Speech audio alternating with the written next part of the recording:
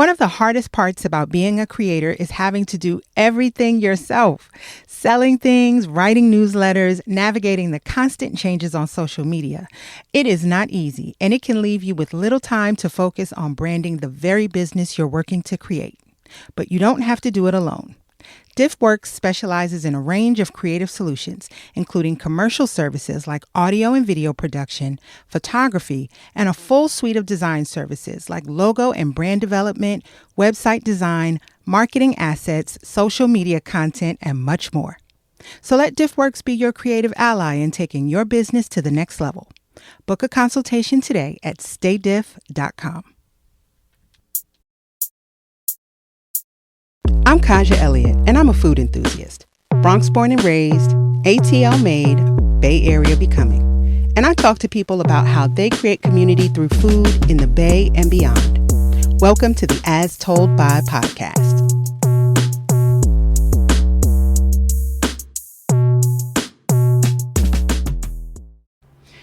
All right, welcome back to a new episode of the As Told By podcast. I'm on location this week, as y'all probably know, in Chicago. James Beard Weekend Awards is kicking off, and so I'm in town not only for the awards, but to do a couple of interviews, and I'm really excited for today's conversation.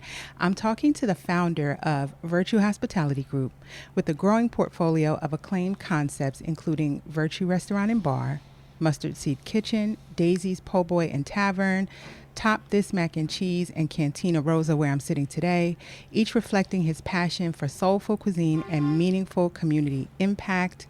Named recipient of Food and Dining's 2019 Game Changer Award, Chef of the Year in 2020 from Chicago Tribune, and in 2022 James Beard Award winner for Best Chef in the Great Lakes region. Welcome, Chef Erick Williams, to the As Told By podcast. Thank you so much for having me. Wow, I think I should have you introduce me every time I go somewhere. Listen. It makes me sound pretty important. It's the rundown. Well, thank you. It's the rundown. I love to be able to do that for people, because sometimes, I don't know if you would count yourself in that number, but we forget all that we've got and done. Yeah, I think a lot of times we're all doing the work, and we don't take enough time to recognize the ground that we've covered. Mm-hmm.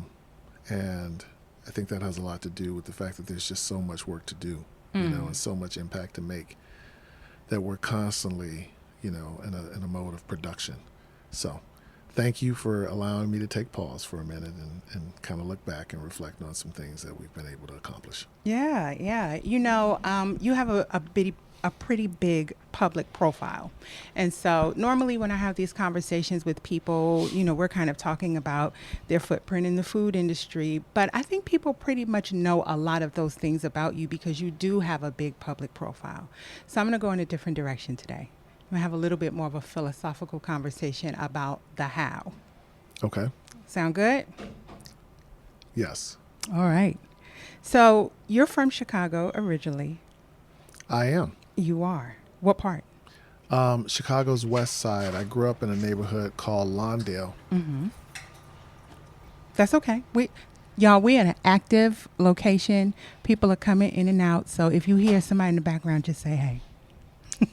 Lawndale, you were saying. Yes. I grew up in a West Side neighborhood called Lawndale, and that was the first part of my life. And then my parents purchased a home in Austin, and I spent quite a bit of time in Austin in my formidable years, and then later purchased a home. I had a home built in Lawndale. I went back to Lawndale. And now I reside on the South Side, just adjacent to a restaurant, Virtue. Okay. Now, I don't know much about the layout. I'm staying somewhere. I don't know if I'm the east side, west side, what loop. I'm just here. Yes. Right. So I'm finding out through conversations with people things about different areas. But I think it's interesting that you have created so much industry where you are. I was talking to some friends earlier in the year about the premise of people feeling, particularly in certain industries, film and food being two, people feeling like they need to leave their hometown in order to create the kind of industry you've created. So what has it meant for you to not have to do that? Well, I don't spend a lot of time thinking about that, to tell you the truth.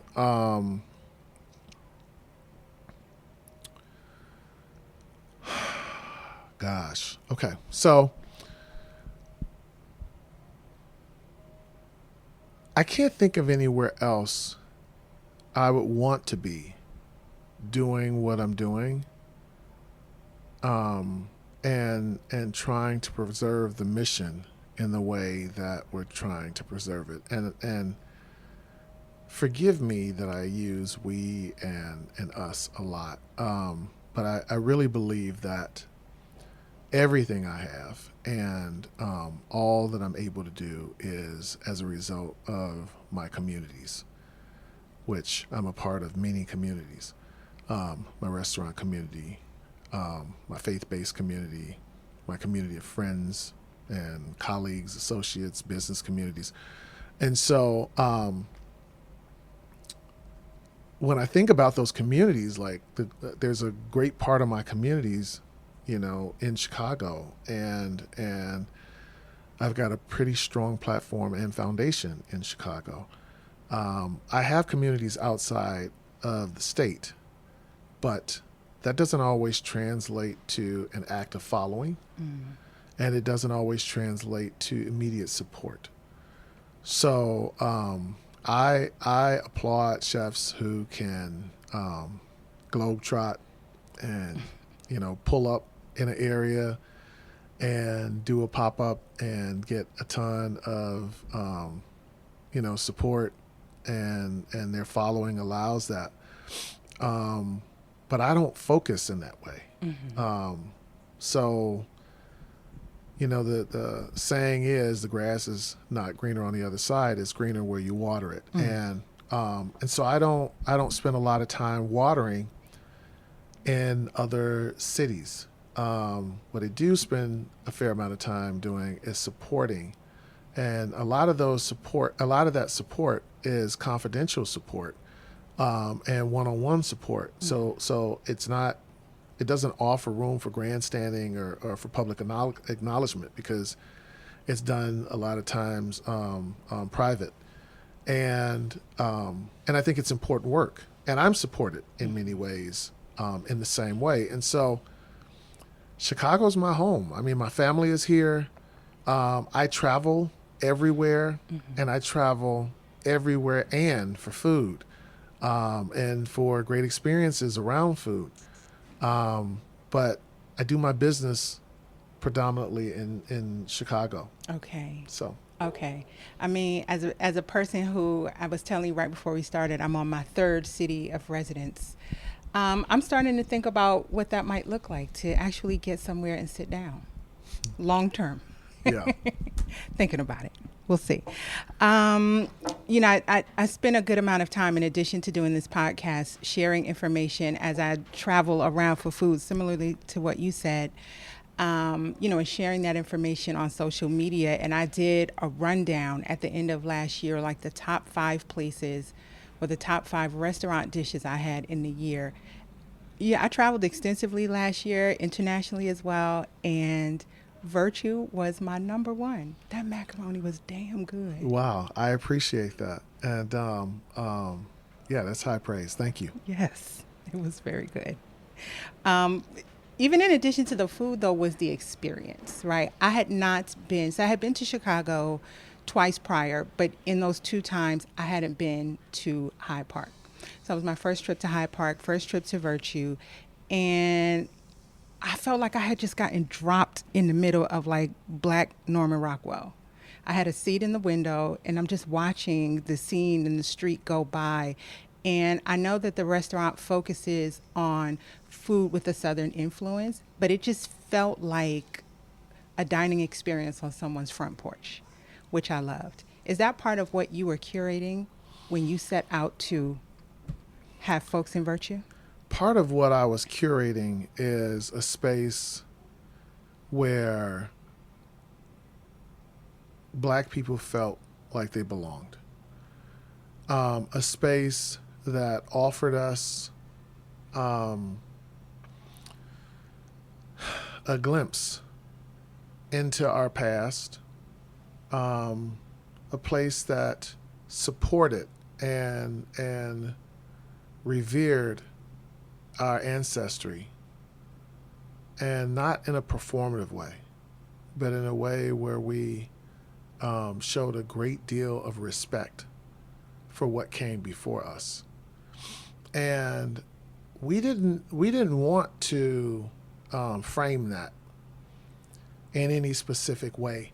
There's a painting in Virtue on the north wall. It is the largest painting in the building, done by a brother whose name is Raleigh Vasquez. And Virtue's been open 7 years. Raleigh has done, amazing work post that particular painting. And I feel honored that I had the opportunity to meet him. I feel honored that I had the opportunity to work with him, and that he entrusted us with his work. And he expressed his gratitude and humility in the fact that we would showcase his work. There are a lot of fine artists represented in our space, and I'm not drifting. It may sound like I am. Not at all. But I need to unpack this a little bit to come back to your answer. In that particular painting, Langston Hughes is in the painting, and he's sitting on the floor in what black folk used to call their Sunday's best, which was a suit. And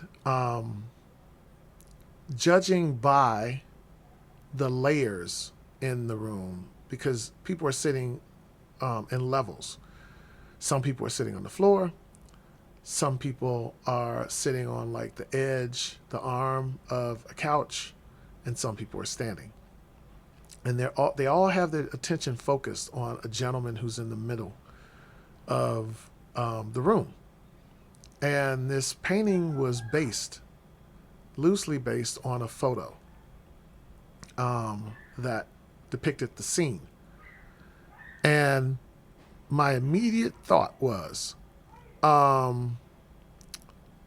I would do anything to have the kind of restaurant that allowed people to, or made people comfortable enough to sit on the floor, to just be around the people that they wanted to be around. And obviously we don't invite people to the floor. And that doesn't sound so rude when you recognize some cultures have you take off your shoes and you dine on the floor with your legs crossed, so that I get full context of where I'm coming from. But there's something endearing. There's something familiar. There's something that's unguarded and unprotected, vulnerable, about being at a family member's house and there not being enough seating, and you sit on the floor, right, up against somebody's leg. I have very fond memories of watching friends get their hair braided. And the position most times would be, a parent would sit or someone would sit on a couch or in a chair, and then the child would sit in between their legs, and they would get their hair braided. So there's familiarity there for me. And it's safe space there for me, right? We're not just sitting on the floor. We're not so overcrowded that we need to rest our legs. We're there to be a part. We're taking part. And so we wanted people to be able to take part. We wanted people to be unguarded. We wanted people to be able to rest their cares, their fears, their anxiety, their all the things that become triggering as we think about it now. Rest their trauma and just be. And we wanted to reinforce this idea that our food, our space, our music, and our art is enough, and it has value. And it has a great value to us because it speaks to us differently. And that's why I bring up the art. We wanted folks to walk in their best t-shirt and feel comfortable and feel that same expression. Mm-hmm. We wanted people to walk in their best tux and feel that. We wanted people to walk in their Gucci tracksuit and feel that same warmth and that same love. It's not about what you wear or what your status or your class is. It's about the fact that, you know, we're part of the same community. And we also don't discriminate. We don't create a space that has big I's and little U's or segregate, you know, there's not a black side and a white side. Mm-hmm. We want people to experience the richness of our culture in real time with a narrative that's rich and complex, different than what we see on the news, different from the things that inundate us and distract us and distort our view of what our culture really is. And so it doesn't surprise me that you felt like there was a moment on the front porch, because that obviously is a comfortable moment for you. Mm-hmm. But I've heard all kind of people will be like, is this what you wanted? You know, and you know, it feels like I'm at my grandma's house. And it's really a place that should transport you to wherever you felt loved. Mm. And even though we don't know you, I've gone to people's homes where their grandparents, because it happened a lot with grandparents, where the grandparents didn't know me, but I felt love in that house. Mm-hmm. You know, like it was like they knew me a long time and they didn't really know me at all. And that was based on the high level of hospitality. And our community has gotten so distorted because we've endured so many attacks on our identity and our culture and our way of life. And we've had to reinvent ourselves so many times in this country that we forget sometimes the things that are precious and the things that are real. And I can tell you, the day after surgery and you didn't know if you were going to make it out the hospital, a family member's sweet tea is as good as any medication they could have gave you that was restorative. Mm-hmm. I could tell you the day after a person gives birth, the day after graduation, the day after the wedding, the day before the wedding, the sweet tea still does the same thing, mm-hmm. right? And it's not how much sugar's in the tea. It's not what tea leaves were used. It's the love and care that went into the pitcher that was poured in your glass and delivered to you. And that's hospitality. That's the care that is infused into a thing. It's inserted into a thing. Mm-hmm. And it's so rich, you can taste it and feel it, right? And we come from a community that is cared for a nation, an entire nation. And we just want to bring a little bit of that back, you know? So for mm-hmm. you, it was the macaroni and cheese. For someone else, they say, oh, no, this is not the way I like my macaroni and cheese. It was the chicken gizzards. Somebody else says, oh, no, the chicken gizzards, I don't like my chicken gizzards tender. Like, part of the fun of it is chewing on them. The fact that they're even on the menu means that was the place for me to be. Well, thank you. Thank you. So we try to have a little something there for everyone. Yes. And we don't get stuck in what anybody identifies as soul food or Southern food. Like we don't want people to pigeonhole us with the food. We don't want to pigeonhole them in how they receive the place. Yeah. So there's really a part of this that requires you to be, I'll call it like a master of experience. And, you know, Virtue's been here for less than 10 years, but you previously were at MK for 20. Now, I'm not familiar with MK. This was prior to my time, really spending a lot of time in restaurants. And I don't know a lot about the restaurant, but to be somewhere for 20 years does mean that you hold a big responsibility in shaping what I'll call the personality of a restaurant. What mm-hmm. was the personality of that restaurant while you were there? Well, it was run by two lovely operators, Lisa and Michael Cornick. And I didn't just cut my teeth, but I grew up in that space, right? 20 years is a lot of years. And so I went through all the stages, or many of the stages of growth, right? The moments when you rebel, the moments when you want to leave, the moments when you need help, the moments when you need support, and different from help, like, drowning and needing help and support, like when you kind of understand, but you don't fully understand how to do a thing or how to make your way through. And I was also in a position of trust and a position where I had to extend so many of those things. And I think that place, that environment, that instructive opportunity, and that freedom to err and work through my mistakes made those years very formidable. And adjacent to my practice and faith, I would render that a really, really important part of my life. And so I don't insert faith into the conversation to convince anybody that they should believe one way or the other. But it is how I believe, and it's part of why virtue is virtue. It's not some cute name that we came up with. Virtues show up in just about every practice of faith, whether they use the actual word virtue or they use the attributes, the words that make up the sum. They're virtues, and in cliches they're used. But more importantly, I define this every time I get a chance. Virtue simply means of high moral standard.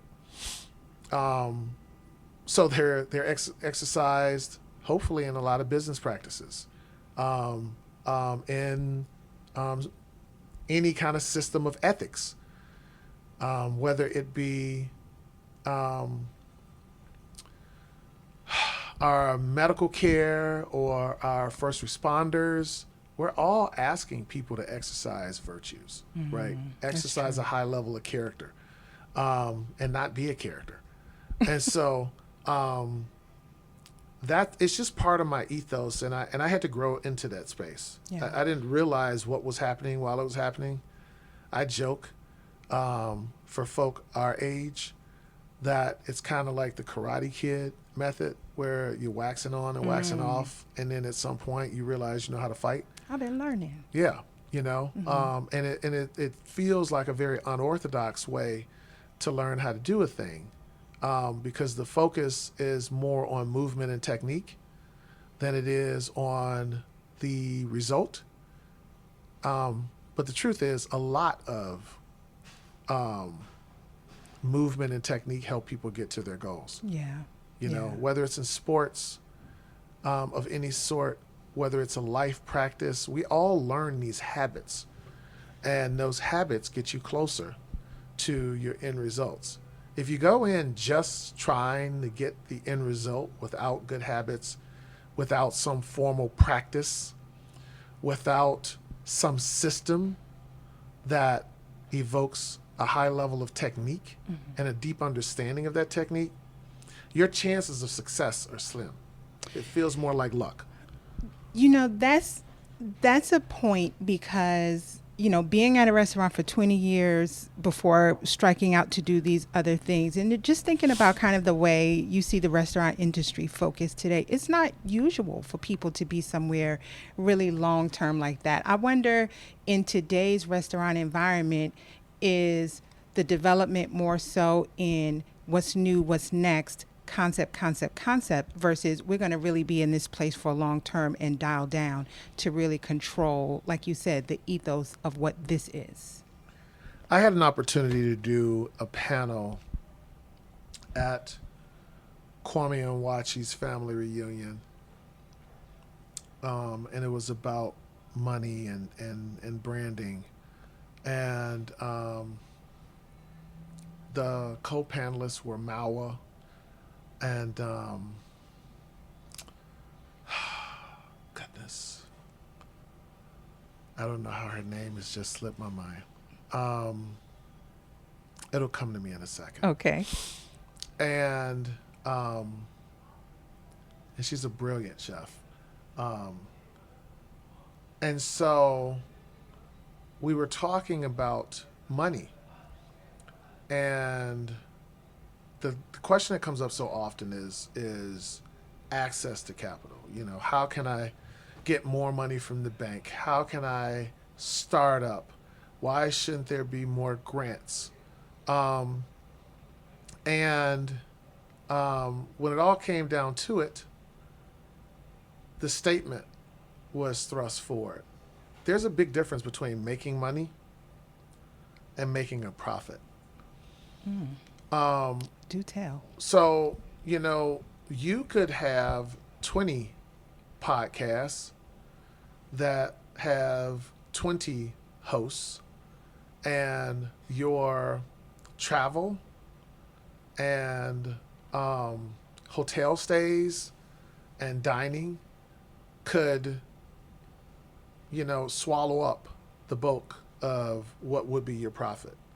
But on paper, if someone looked at how many, you know, sponsors you had, how many people were hosting your podcast, and they looked at how much top line revenue you were bringing in, the gross that we all understand, it's like, wow, she's generating millions of dollars for her podcast. That's what I want to do. That's who I want to be. And you're suffering in silence, because at the end of the day, you're barely paying your bills. God forbid you have to stay in the town too long, because you could hardly pay the mortgage or the rent, right? And you know, rent plays a role in that. You know, if you're renting everything, and if you're not generating a large enough net revenue, right, after all the taxes and all your expenses are out, then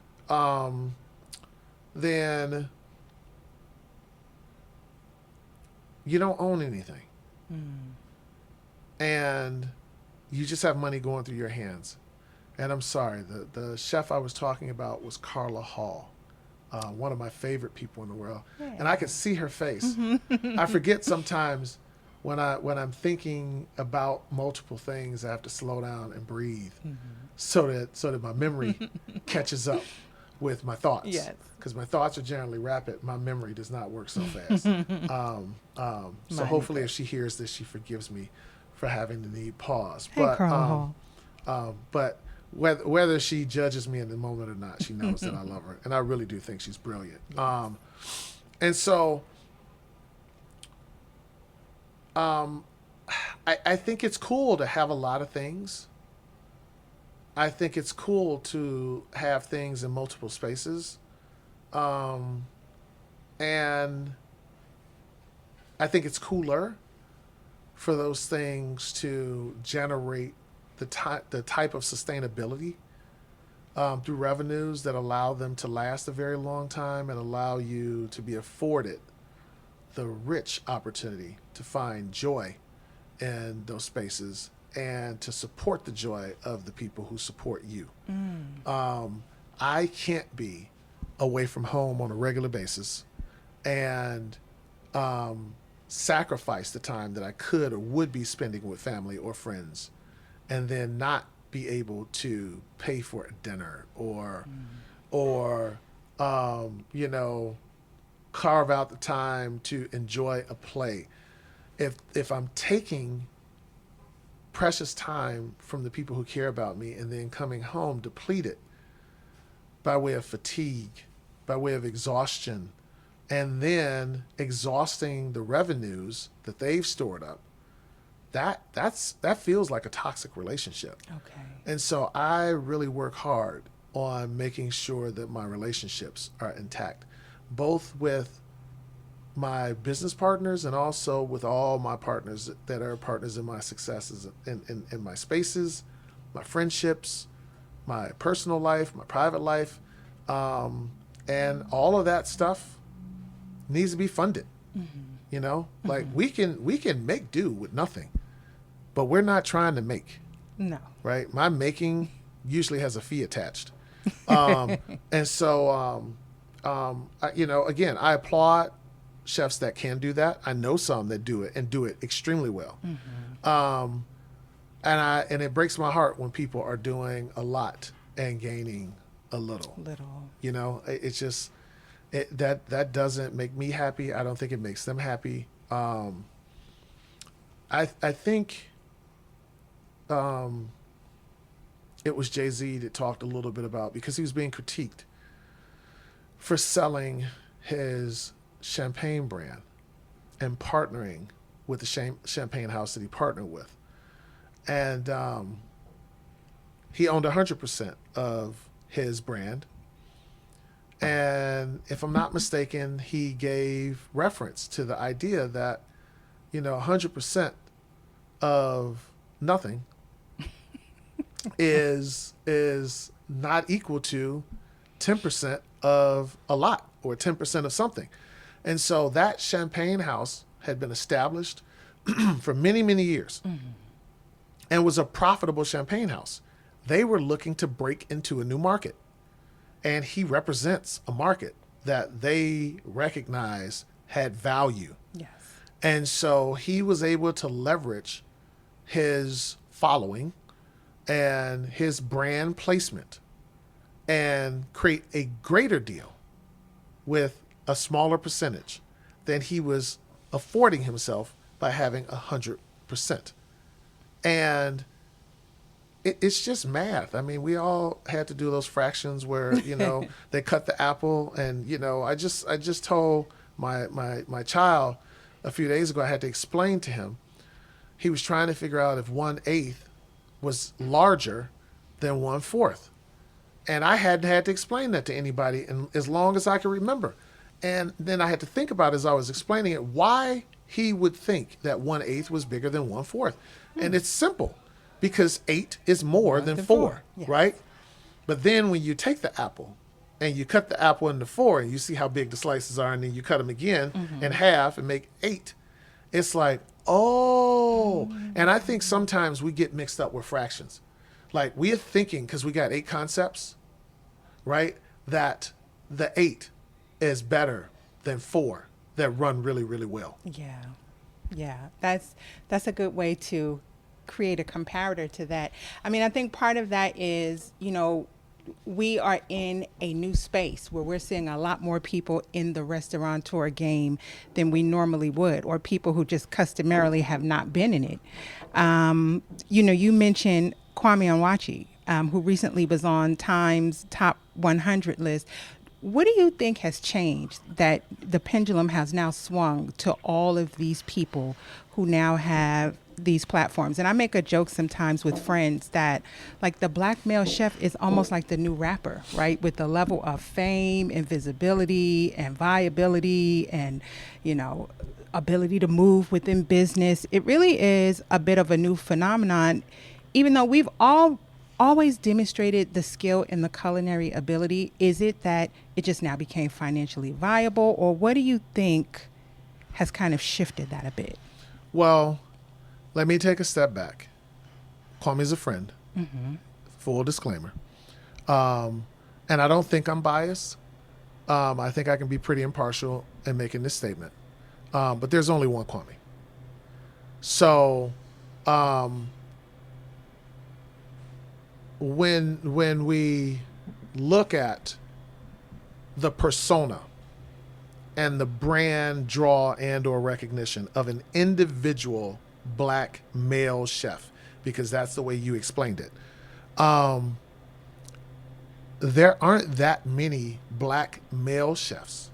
I'll add one more adjective or description that are at his age doing what he's doing. Okay?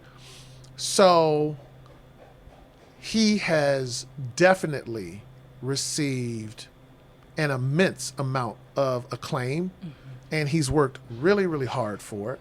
Some people might dispute that, and it is kind of like a sports-like rise, but he's also suffered real hardship. Yeah. And he is very clear if you read his book or hear him tell his story, right, that, his life wasn't some crystal stair based on the phrase from the poet. Yes. And, if you try to say Marcus Samuelsson in the same breath, Marcus has been around longer. Marcus moves differently and has most of his career. And Marcus's background is not, it's not, a perfect picture of him being born with a silver spoon. Right. He also has had challenges. Now, if I just took the two names out so I don't have to keep name dropping, I don't know a black chef, male or female, that is in any space of stardom that hasn't had an incredibly challenging plight. And even those that I know that have really, really incredible support, they're grinding every day. They're getting up 10 toes down, fighting a real fight.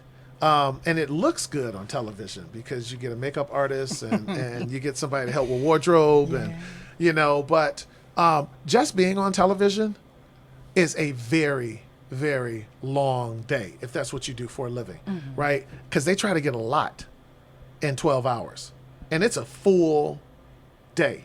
It's not a half a day. It's not part-time. Like the only person that gets a partial day on television is the person that's doing a cameo.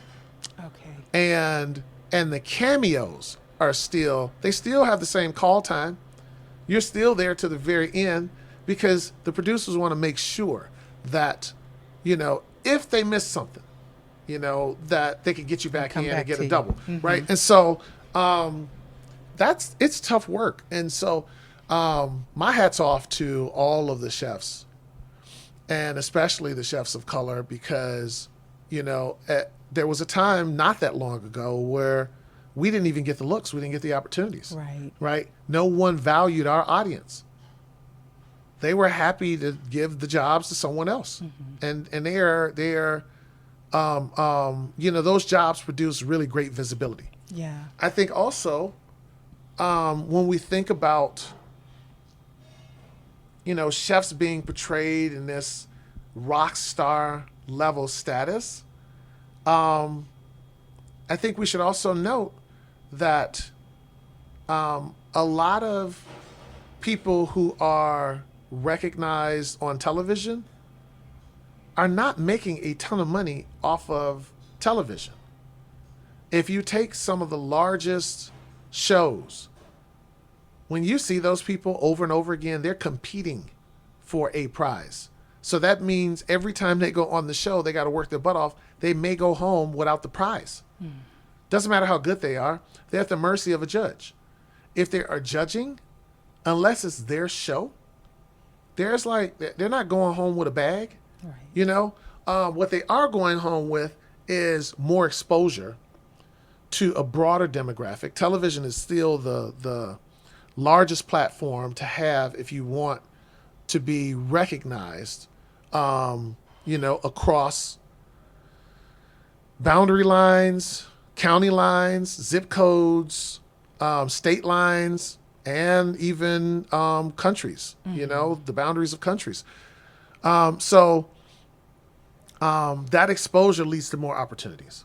And it's up to you then what you do with that. Yeah, and then you gotta double down on the opportunity. But the actual the primary opportunity being which is being featured on a show does not necessarily translate to you getting rich. It's just not a thing. It's not like you play one show and then you never have to tour anymore. Right. Like that's not and as a matter of fact, the rock stars are still touring. Yes. Right? Like the last of the Grateful Dead are still touring, right? Like we'd like to believe that some of these artists, for what these tickets cost, would be done, right? We have a sister now, right? Mary J is still touring. Yes. We could argue, should she still be touring? Does the music still hit the same? She's got some expectations and some needs, right? And I'm really happy to support her touring because Her music is important to me. Yeah. It has played a role in my life. And though I don't know her personally, I think that our community should embrace the idea that we have real hardships in real time. We make real decisions. Some of them are great decisions. Some of them are bad. And we should have as long a runway by way of opportunity as anybody else that does not look like us. Yeah. And we will go out and support somebody else's failure. We'll forget that they failed and give them another chance. And when it's us, you know, every time there's an opportunity, hey, you know what they did though, right?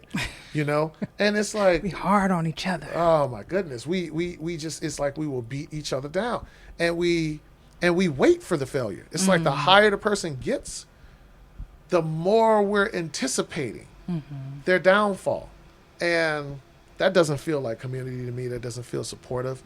So I really wanted to unpack that once you went into that space, because it's just not, you know, people say, you know, heavy is the head that wears the crown. Cliche. We don't really think about what we're saying. People say, you know, it's a lonely place being on the top. But there's a reason why, because there's a lot of work that goes into that every day. I read something once that stuck with me immediately. And it states that there is plenty of room at the top, but no place to sit down. Well, that's a bar. Very much so. People should also just, you know, re-examine relationships with, I got to get to the top. I got to get to the top. Sometimes you're so focused on getting to the top. Are you prepared to do what it takes once you get there? Like you get there and it's like, okay, now what? Because we're here and now you've got to put on. Yeah, you got to put on, and at some point, it's not sustainable to stay on the top. So at some point, you have to make room for others, and you may even have to support others while they're on the top. Yeah. On your way back down. You know, many of us don't have the good fortune of being sought after our entire life or our entire career, and it's the finals happening right now. When you look at this idea that the best athletes right now make more money in a contract than their predecessors by leaps and bounds. The predecessors, whether they feel like they were better in their prime or they had to endure more, which they did, as a matter of fact. Like, we can argue how different sports are, but what we can't argue is how much closer we were to segregation, the civil rights movement, blatant racism, and players had to play under those conditions at the same level or higher than players are playing now. And sometimes the segregation and the racism was blatant on your own team, right? Yes. You didn't get played because of. You couldn't be in the same locker room because of. You didn't get past the ball because of, right? Other teams wouldn't play you because of, right? And so to go through all of that, and, you know, $1 was worth what it was back then, and now it's worth something different now. And then to cheer on the new breed, the new generation of professionals, that takes a different level of character. And if you're not careful, you find yourself in a space of regret and torment because you feel like you're owed something. Okay. I put all these people on, or I'm trying to get on, and people need to help me, and yes, all they wouldn't be there things. if it wasn't for me. Right. And all those things may be true, but believing that they owe you something is like a parent believing that their child owes them something. Yes. The child had no decision in whether they were going to be here or not, right? The parents made that decision, right? And there's a lot that comes with that decision. It's a big decision. Yes. Right? And it's a big decision to take care of children, nurture children.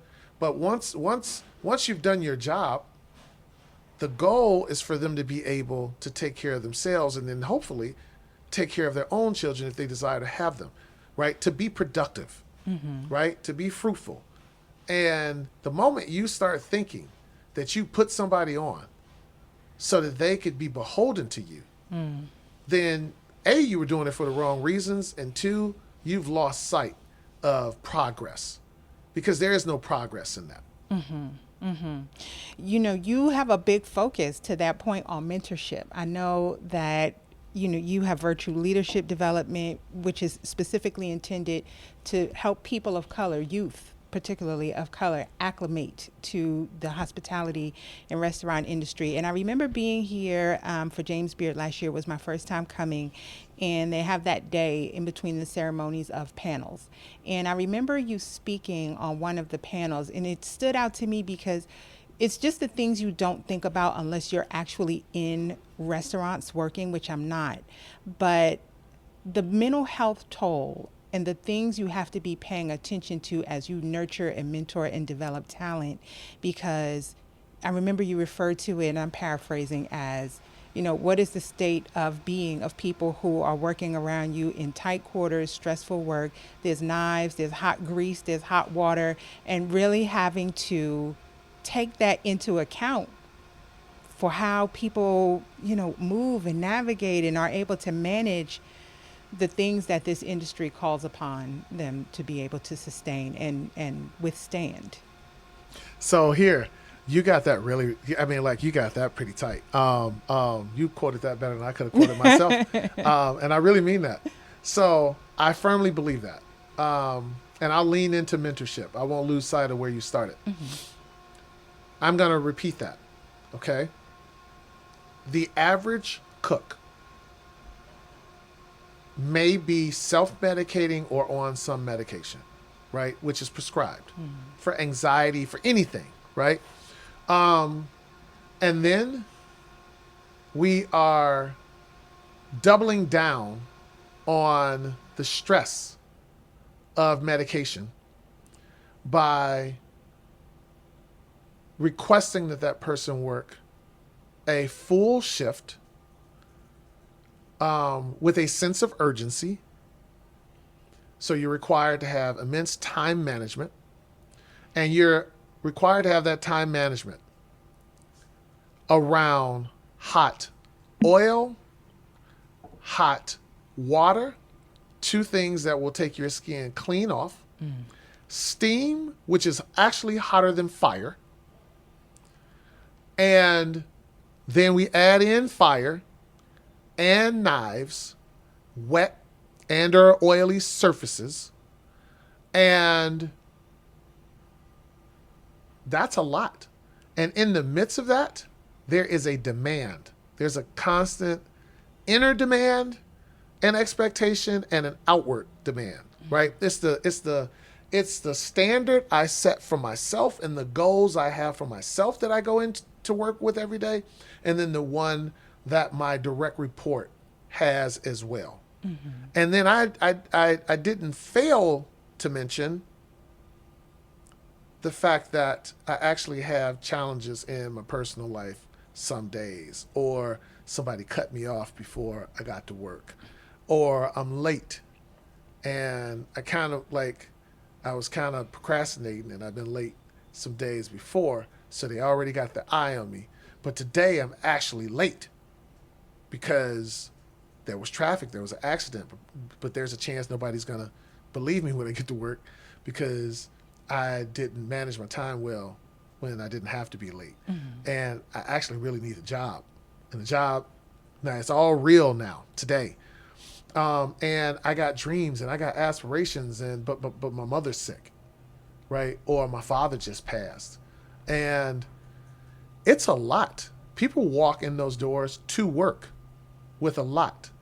And then they're in a room where they're caring for people who have equal, if not more, the same level of stress, right? Like after somebody left their job under some of those conditions, right? Then we're tasked to take care of them. It's pretty intense. But we do it because we love it. Yeah. And you know, you building the pipeline for whoever's coming next, who got next. Yeah. And that's one of the things about entrepreneurship.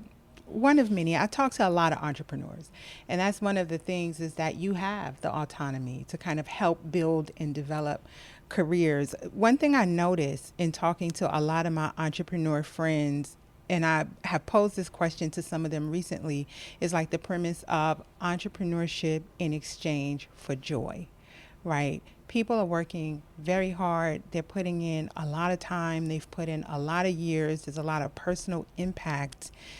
And sometimes I feel like I look at entrepreneurs, because I do still have a day job in addition to this.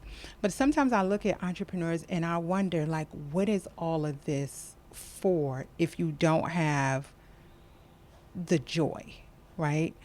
What is the difference, in your opinion, or the experience of people who go through this with some kind of joy intact versus people who get consumed by it? Ask that question one more time, please. Yeah. Basically, with all of the expenditure that entrepreneurship takes of your person, what do you think is the difference between people who are able to navigate it and still keep some joy and the people who just lose it in the process? Well, I can't thoroughly speak to that. I'll take a crack at it, and then I'll take a step back and answer the thing that I didn't answer. Because I don't like to leave rocks unturned. So I don't know the exact difference, but I will say this. You can spend your entire career or your entire life's work chasing to become an entrepreneur, to only find yourself chasing. And what I mean by that is, there's a pursuit in goal setting. There's a pursuit in being ambitious. And you could find yourself as quickly as you receive a thing trying to get to the next thing. I alluded to that a little bit when I was talking about impact. There's so much work to do. And thank you so much for taking the time to have me reflect for a moment, if it was just a moment, on what we've been able to accomplish by way of recognition, right? All the things that you mentioned were just recognition for the work that we had already done. It's not like someone was live reporting and said, I was a great chef. They were looking at a catalog, right? A perspective of my work, and then they recognized it. And that's a dangerous place. As a friend said to me one time, chasing is like watching a dog chasing his tail. Like the dog is never going to catch his tail, right? And if you ever watch a puppy chase a car, if the car stopped, they're dissatisfied. The whole fun is in the chase, right?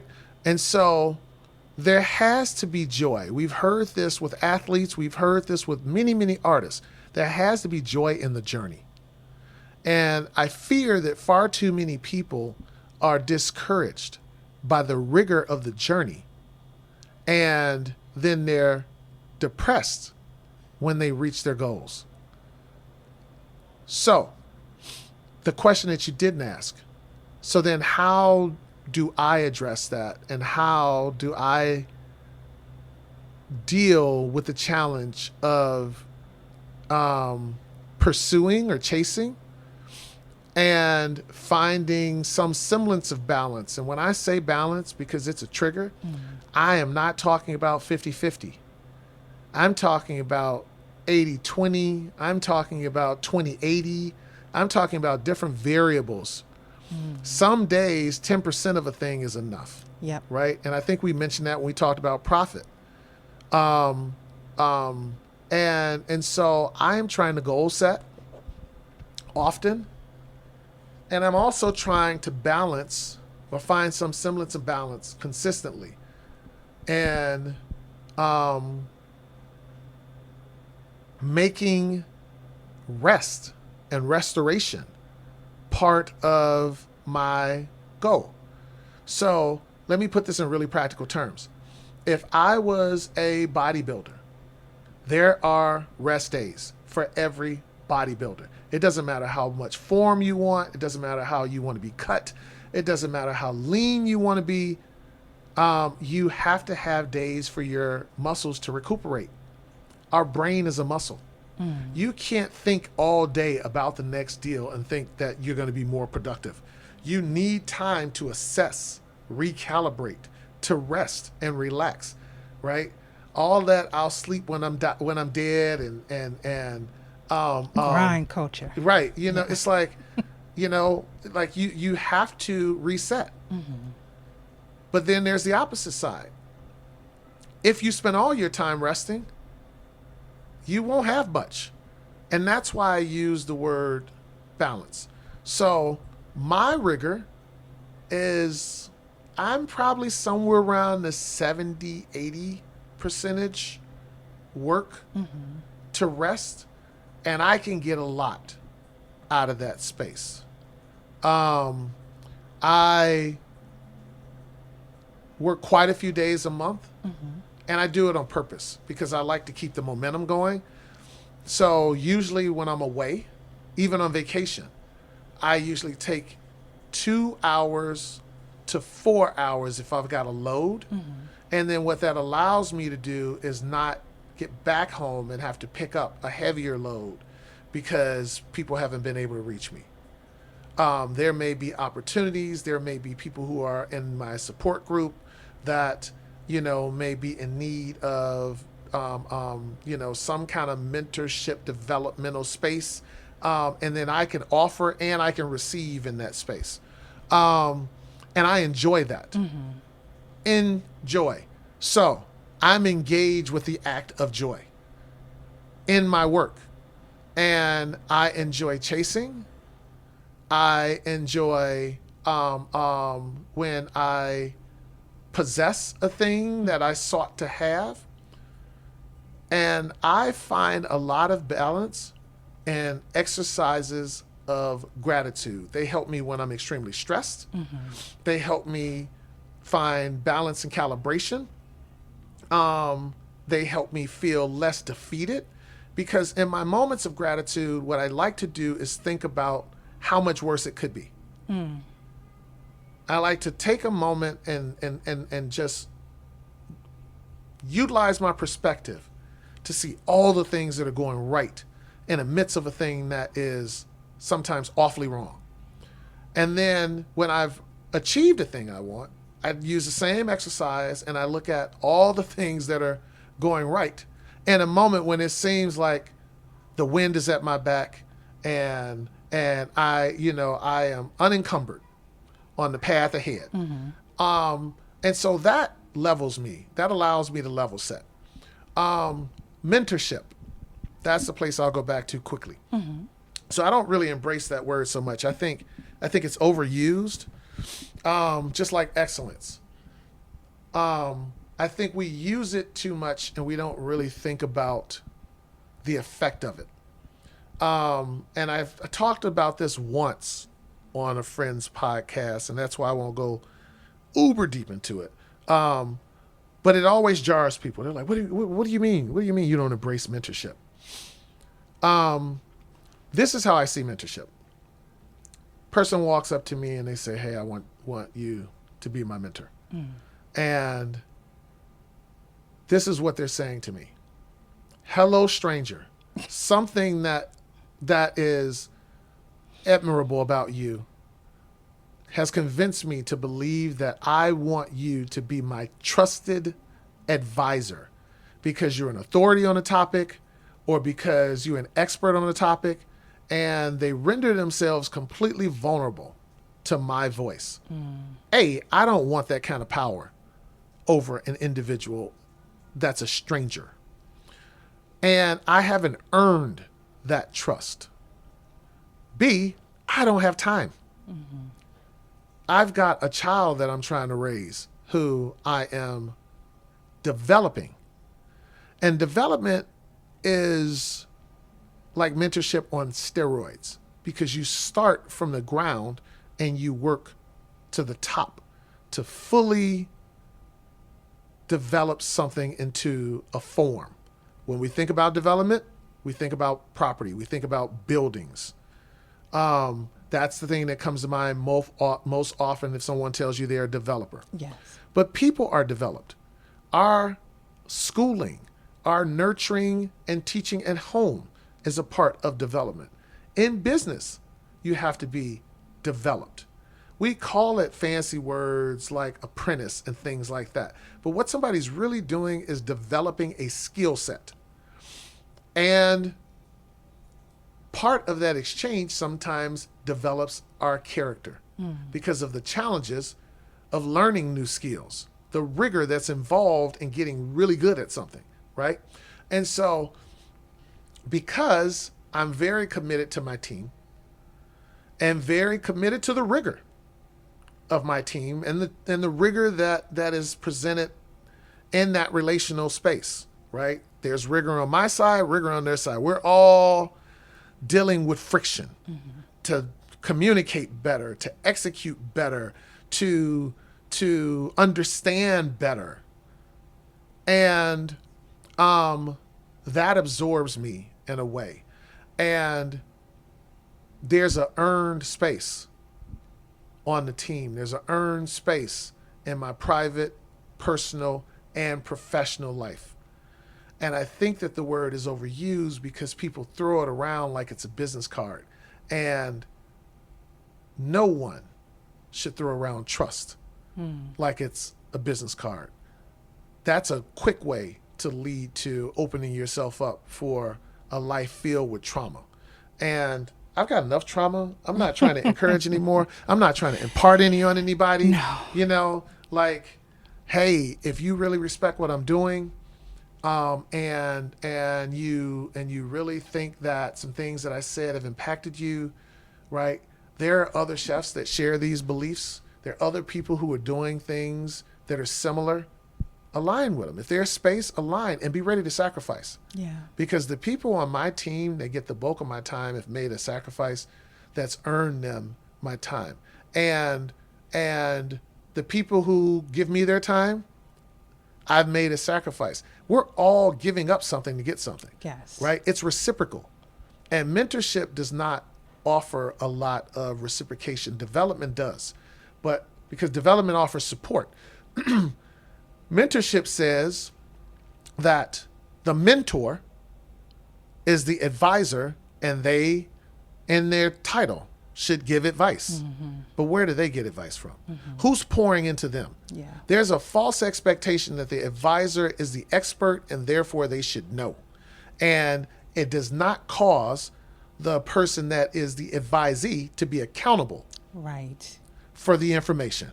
And I don't really rock with that. Yeah, no. It's definitely a relationship where there's a lot of room for reciprocity and a way to just be developed by someone without them necessarily having to do something specific to or with you. There is, observance, right? Being in someone's presence. I think Bozoma St. John just recently talked about mentorship through being around and watching versus we're going to sit down and we're going to have this meeting every month. And like you said, creating the accountability for the person to do something for you. Yes. Yeah, I'm with that. I'm taking accountability for my own burgeoning entrepreneurial joy. I'm not sure if I'm a true entrepreneur yet, but we're seeing. I'm playing around with it. Let's see. I still like my paycheck every other week. I'm going to wrap us up with one last question. Okay. And I'm very interested in your answer to this, especially because we just finished talking about, right, like our right to joy in these spaces. The family reunion is coming up in August. And for anyone listening who may not know, this is, this celebration of the culinary industry, the Black culinary industry primarily. It happens every year in August at the Salamander Resort property out in Middlesburg, Virginia. And you hear a lot of conversation every time it gets announced about the cost and it's exclusive and it's expensive and it's, I've even asked the question, well, what is going on there during these days that is warranting, this kind of outlay of cash, if you will. And I know that you've been there and I know you're connected to that. I thought about it again when this whole thing happened recently with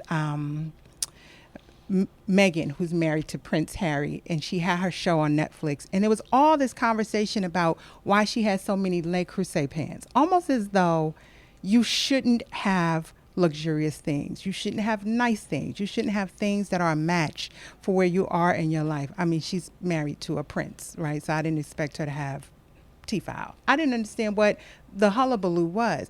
But what do you say to people who question things like the family reunion?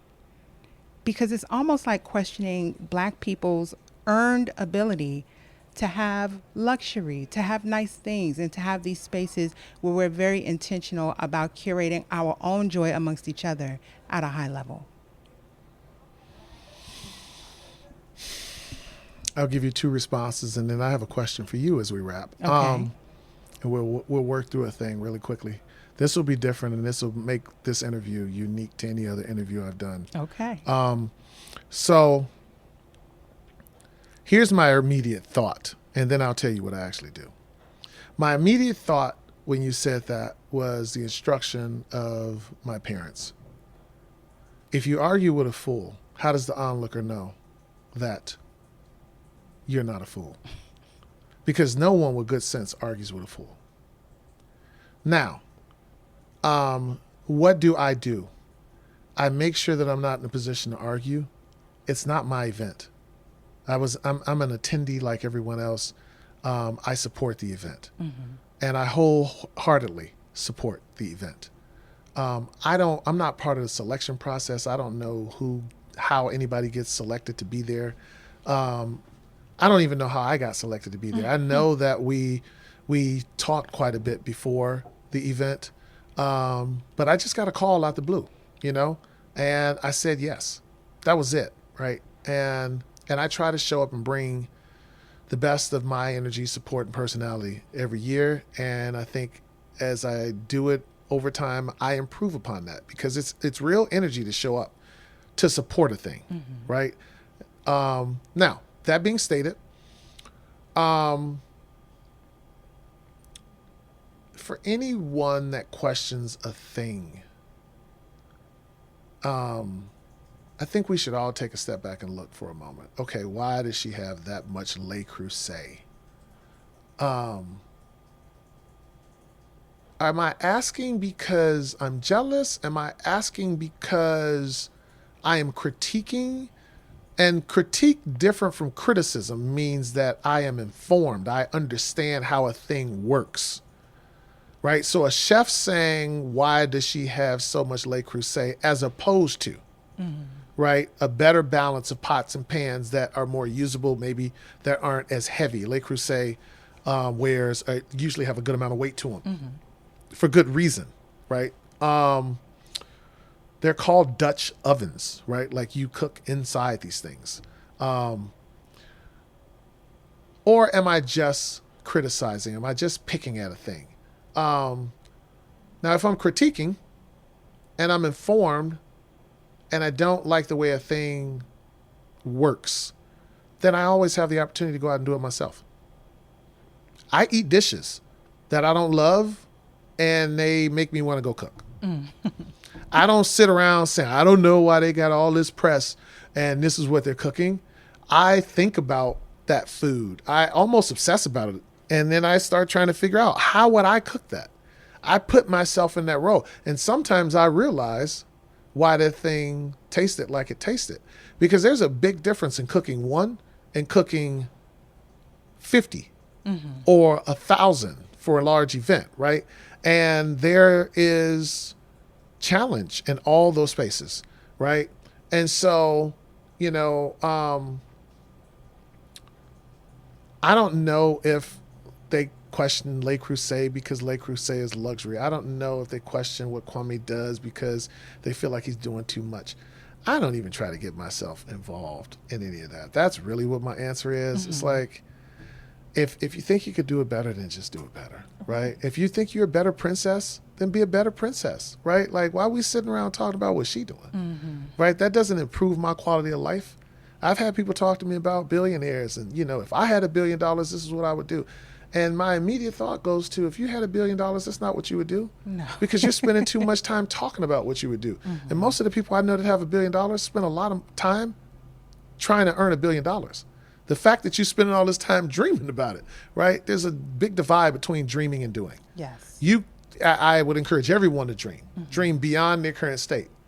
And then I want them to wake up and do beyond their current state, right? It takes two real focused actions. Focus on your dreams and then focus on your output.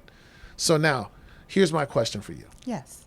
Could you take... People never ask me questions on the podcast. Thank you for doing this. Yeah, I usually ask a question, okay. But I don't ever ask this question. So I have a practice when people use words of defining the word, and I don't have my phone, so I generally would actually define the word. So this is happening live. Mm-hmm. Because I think that sometimes we're saying the same thing, but we're talking about two different things. So could you look up and define the word in this interview? Mm-hmm. Define entrepreneur. Yes, I will do that. Because I have a thought about what you said, and I want to make sure that my thought is aligned from a factual standpoint. All right. And not just my opinion. Let's get it going. All right. Entrepreneur, this is per Merriam-Webster. A person who organizes and operates a business or businesses, taking on greater than normal financial risks in order to do so. Okay. So I'm going to clear up the confusion for you and all your listeners. Okay.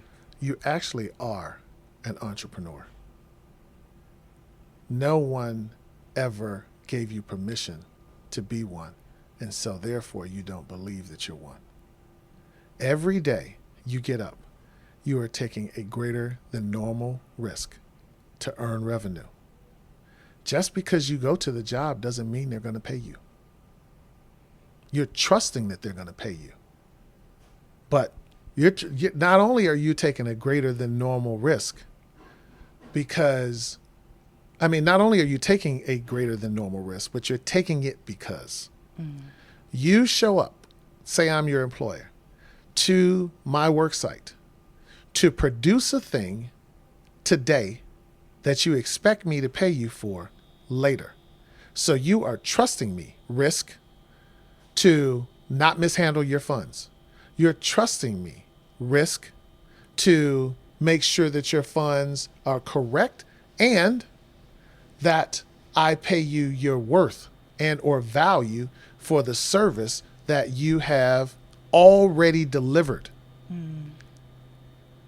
I think based on that definition, more of us are entrepreneurs than we believe. We believe for some strange reason that entrepreneurship is when we don't have an employer. And we believe that because we go out and take on more risk, like storefronts. Some of us that work from home buy more equipment. Mm-hmm. We talk directly to the client. We're accountable for the work in real time. But the work I do, right, you eat before you pay for the meal. Mm-hmm. There are restaurants that charge you ahead of time, but the great majority of them, you eat first. It's a trust. Right? Mm-hmm. So there's a trust factor there. And that's plays part and parcel into why I say we with our accolades and we with our recognition, because I said to you earlier, I don't do it by myself. Mm-hmm. Everyone that works with me is a partner in my success unless they are fighting our processes. And we try our best to remove people that don't buy into the program because we sink or swim based on that. Mm-hmm. Now, here is the trick. I heard this as a joke. Guy says they're in the back of an Uber. And there's a conversation that transpires and they say to the Uber driver, so what made you get into driving? And the person says, I'm tired of working for other people. I'm tired of people telling me what to do. I work for myself. And the person said, wow, that's great. Turn at the next corner. And obviously the driver did not get the joke. They didn't realize that the job that they have, the person's telling them what to do. Mm-hmm.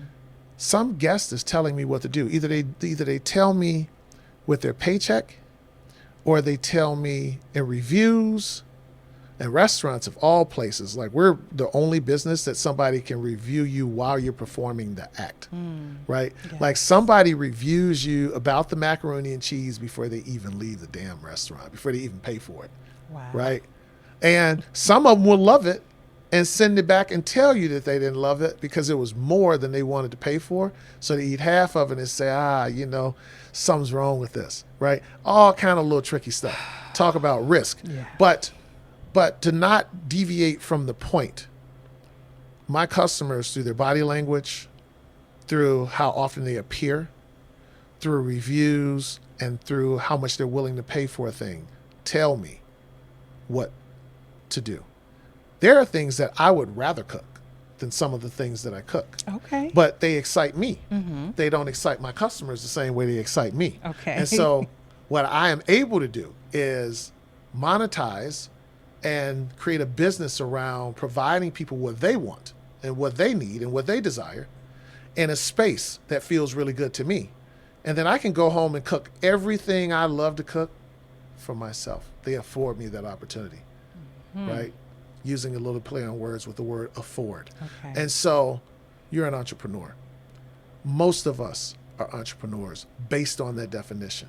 And I'm not trying to get into semantics and like confuse people. Like we're already doing the work. And some of us want more support as entrepreneurs, right? Some of us want the benefit of a partner taking care of payroll. Some of us love the comfort of money being taken out of our checks each week so that we don't have to have the cumbersome duty of hiring an accountant and making sure that our taxes are paid on time. Some of us like the idea of our partner having a place of facilities, right? A warehouse or a storefront or office, right? And us not having to schedule the cleaner or the maintenance person. So some of us desire to be a bit more hands-on and we want more control. But your level of control doesn't dictate. There are people they're chefs who only cook. And their partners do all the work. And they don't work for somebody, they work with somebody. Yeah. I think that's okay. Yeah, I think we need to have more agency on how we define our role in life. And it'll allow us to do more than we believe we're doing and recognize ourselves as a greater value. I think part of the idea is people who own more control or people who capture more control put themselves in roles of dictatorship. And so they tell us what we should make and we accept it. They tell us when we should come to work and we accept it. They tell us how much work we should do and we accept it. And then they tell us that they should make record-breaking profits off of our work because it's their intellectual property that we're executing. And I don't know if that's exactly the case. So they take on, in some cases, not all, a greater role of stress, and we take on a greater role of labor, depending on how we're producing. But that doesn't necessarily mean that we're not entrepreneurs. It just means we're playing a different role. Okay. Well, I hadn't thought about it like that. Maybe I need to lean in a little bit more to, no, I am one. Yeah, your own ownership. Yeah. That's all. Okay. That's it. And that could be ownership at your current workplace. That could be ownership in this podcast and expanding it. It could be ownership in however you want to format that. And I give you this with a lot of experience. I got into development property-wise because I handled the facilities of a restaurant and I had those relationships. I got into understanding the numbers at the restaurant because I was, as a sous chef, responsible for food costs and labor. And then I wanted to go beyond food costs and labor because we spent a lot of time in meetings talking about my food costs and labor and the liquor costs. And we didn't talk about how much we were paying someone else for linens, garbage removal, preventative maintenance, right? Guy comes out, says, oh, coolers look good, we'll be back next month. Or they change a filter and that person's making more money than me. And I'm like, nah, yeah, we're gonna need to balance this out, right? And so I had a desire to have more control, and I took more risk to have more control. But that doesn't make me more of an entrepreneur than you. And I used all the skills in my previous entrepreneurial role, right? Having that same entrepreneurial mindset. And I just decided that the restaurant could close if my last bosses, if we would say, closed it just to keep it clean, or it could close if I'm the boss. They close the same way, right? People stop coming. The difference is I want to hear it first, and I want to make the fastest decision based on my experience and not have to rely as much upon somebody else's. That's why I decided it was time for me to open a restaurant, because I wanted to charter my own ship. But it doesn't make me any more or less than anybody that works in any of our spaces. All right. Find your entrepreneurism where you are, or, more commonly known, get in where you fit in. I'll take it. There you go. Thank you so much for doing this today. You're I very appreciate welcome. you taking the time to talk with me. Tell people where they can find out more information about Virtue and about all of the restaurants that are part of Virtue Hospitality Group. VirtueRestaurant.com, Daisy's Po' Boy and Tavern.com. I'm going in for lunch in a minute. Soon, we're going to love to have you. Soon, we will have our site up, VirtueRestaurantGroup.com, but it's under construction. Okay. And we're located in Hyde Park in Chicago, voted as one of the best neighborhoods in the nation. And we feel proud to be a part of that. I love it here. Well, thank you. Why am I not in Hyde Park more often? I'm going to be. Thank you so much for doing this today. If you all want to keep up with me in between episodes, you can find me either at kayinthebay.com, or you can find me on Instagram at heykayinthebay. That has been this week's episode of the As Told By podcast, one of two from a location on Chicago. So look out for the next one where we will be talking to someone else here as well. And I will see y'all on the next episode.